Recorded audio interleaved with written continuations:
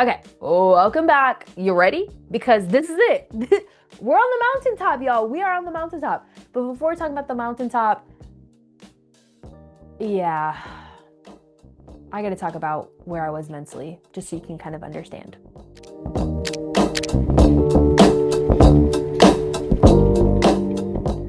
Okay, so this next part is all about getting better. This is all about my journey to Cleveland Clinic and everything, and it was life-changing, but I need you to understand where I was mentally.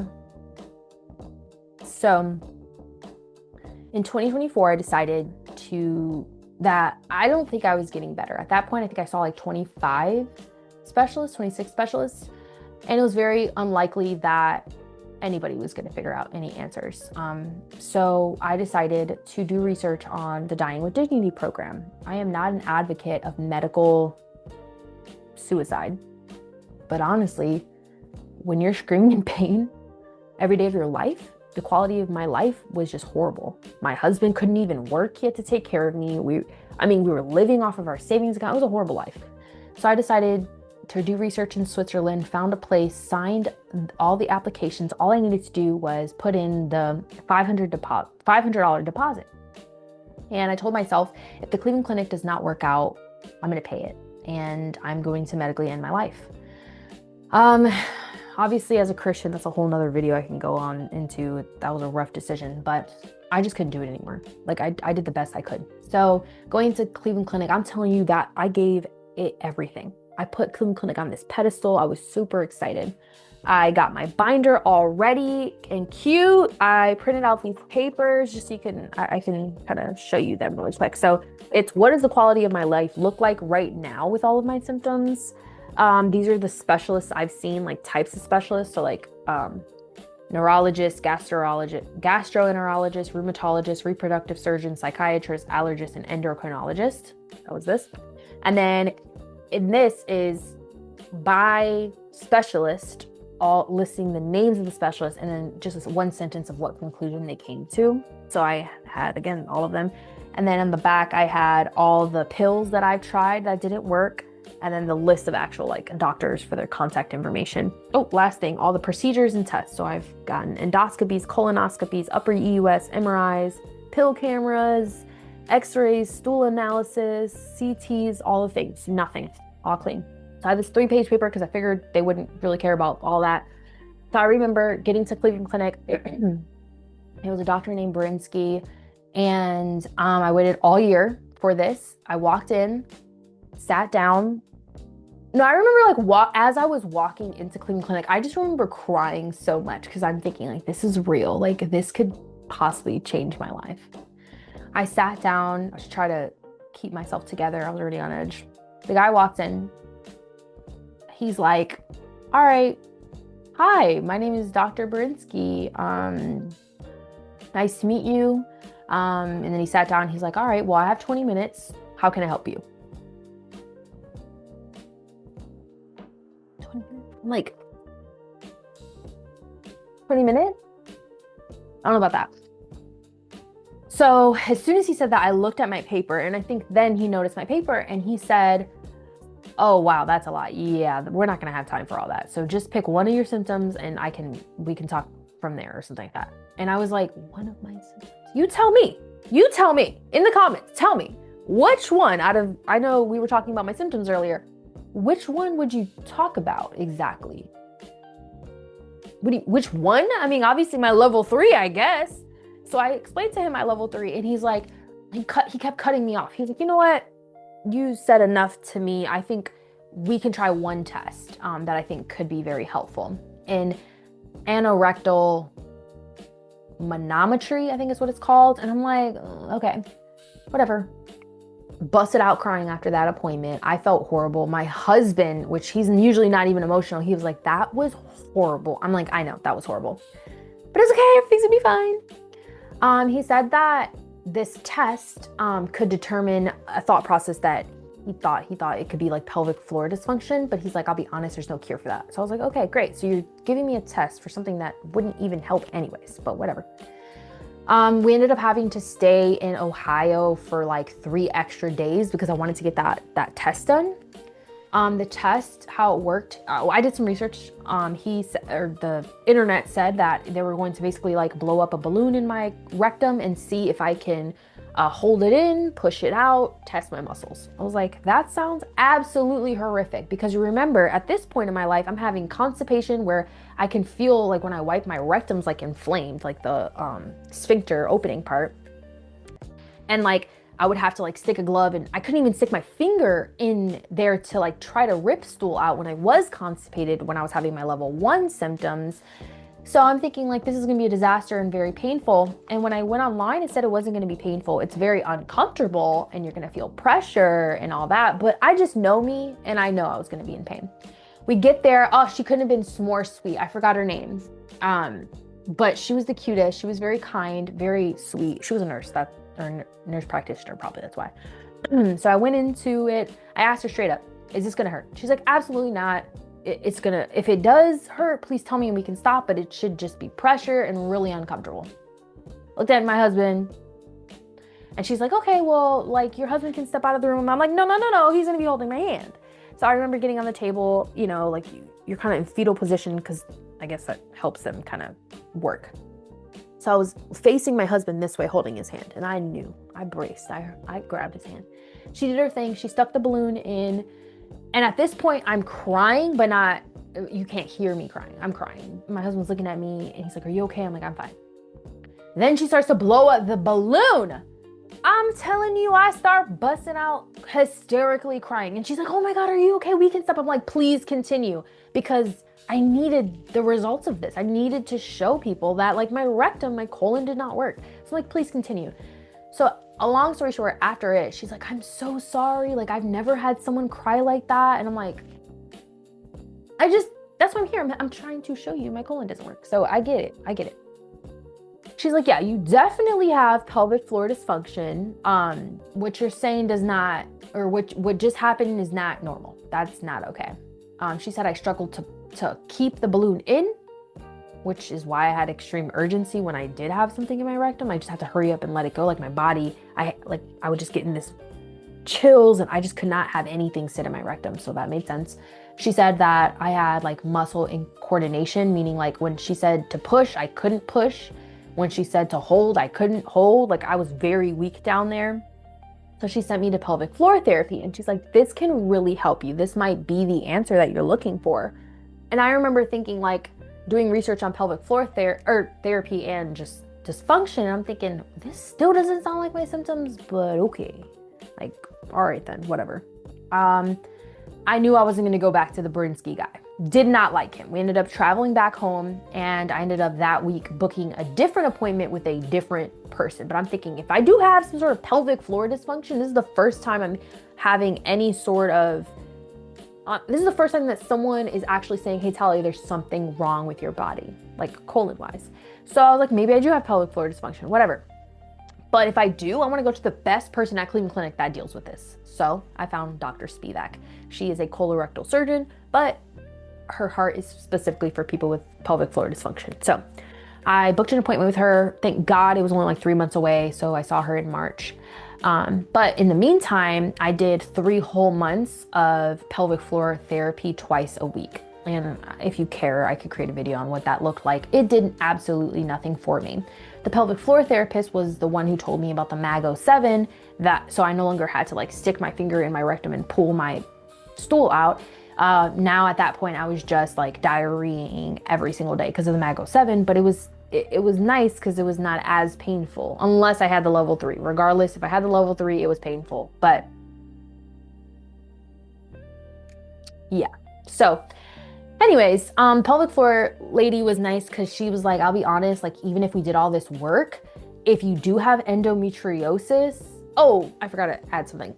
The pelvic floor therapist, worked at the same hospital that I got my my ablation endometriosis surgery from. And she was like, I think you should get like another surgery. And I'm like, well, what do you mean? She's like, well, I think you should get an excision. And then she explained to me the difference and all of the things.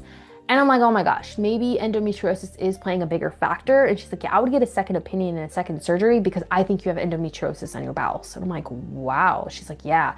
And she's like, so we can do pelvic floor therapy and we'll do it, but I don't think it's going to help you much because if you're so severe pain, meaning if you have a colon issue, that's not pelvic floor dysfunction, but another colon issue, if you have, if you have endometriosis playing a factor, doing pelvic floor therapy to loosen up your muscles isn't going to help because we loosen up your muscles today or this week, and then next week you're in severe pain, they tighten back up. So it's kind of like not very helpful. So pelvic floor therapy is very helpful once you kind of figure out your endometriosis, figure out your symptoms, and then go there. So that's actually where I am now, currently in my life. I have to go back now that I'm better. But anyway, so she told me that. So basically, I went to Dr. Spivak in March, and I told her I went through a lot of different, I don't even know how many weeks, because you're supposed to do it like once a week, but I wanted to double on it because mine was so bad. So I did so many sessions. I don't even remember, like 15, 16 sessions, which is a good amount. I should have been better-ish or some progress by then. I was not. So basically, Spivak's like, okay, maybe you have like other things going on. She's like, let me do a rectal exam. And actually, I'm gonna give you a fun fact, or a fun little something that is very made me smile during our appointment. So obviously, I was really scared to go to another Cleveland Clinic doctor after Berinsky. I felt like, what if she doesn't listen to me? What if she treats me like every other doctor has in my life? But I was bold and courageous and brave, and I did it. I was like, I'm gonna go back. And I went to Cleveland Clinic, Maine. It was this humongous campus before I went to like one of their like other hospitals near there. And I walked in, and it was magical. Like, I walked in and it was like a Grey's Anatomy episode. Like, she walks in and she's super cute with her little coat and her little outfit, and then her I think it's her PA walked in, and then some interns. Like, I mean, I got the full experience. She sat down and she looked at I had this paper in my hand, and she's like, is that like, did you make this paper? I'm like, oh yeah. And she's like, can I have it? And I'm like, I remember, ooh, don't want to cry. I remember looking at her and being like, you want to see like my history? Like, for real? So I handed her this paper, and she was like, wow, this is so thorough and so helpful. And then she passed it to her PA. And, I was like, actually, I have 5 copies in my binder. So I passed them out to everybody, and to see them actually like see me was amazing. So anyways, backtracking, Spivak told me, if pelvic floor didn't work, maybe you have something else going on. Let me do a rectal exam. So I was kind of perplexed, because I was sitting there like, why hasn't a GI doctor ever done a rectal exam on me? Isn't that interesting? So I sat there. I told her, I'm like, I'm gonna be honest, this is really gonna hurt. Like, I couldn't even handle that other test. And she's like, okay. So she did it very gentle. And as soon as she went in, I busted out crying. It was hurting. It was horrible. Then she got out and she's like, Talia, that should not happen. She's like, I think you're a candidate for surgery. And I remember sitting there like, what do you mean surgery? Like, can I have a bag? She said, yeah. And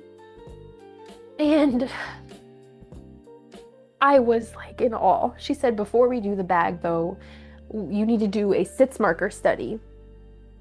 I'll explain that in a second, but basically if we do the study and it shows that you have slow motility, then maybe we should do the ileostomy bag, not the colostomy bag.